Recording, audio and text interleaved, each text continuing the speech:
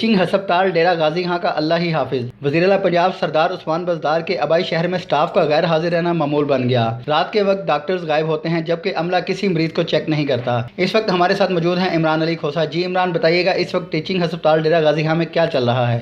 جی، وزیر اعلیٰ پنجاب سردار عثمان بزدار کے آبائی شہر میں سٹاف کا غیر حاضر رہنا معمول بن گیا۔ رات کے وقت ڈاکٹرز غائب ہوتے ہیں جبکہ عملہ کے افراد کسی مریض کو چیک نہیں کرتے۔ ویڈیو میں آپ دیکھ سکتے ہیں کہ کمرے خالی پڑے ہیں اور ڈاکٹرز غیر حاضر اور کمروں کے اے سی چل رہے ہیں، جبکہ دیگر کمروں میں ہسپتال کا عملہ اے سی آن کر کے خواب خرگوش کے مزے لے رہے ہیں۔ یاد رہے کہ وزیر اعلیٰ پنجاب سردار عثمان بزدار ہاؤس اور مشیر صحت حنیف مطافی کی رہائش گاہ بھی اس ہسپتال سے چند گز کے فاصلے پر ہے۔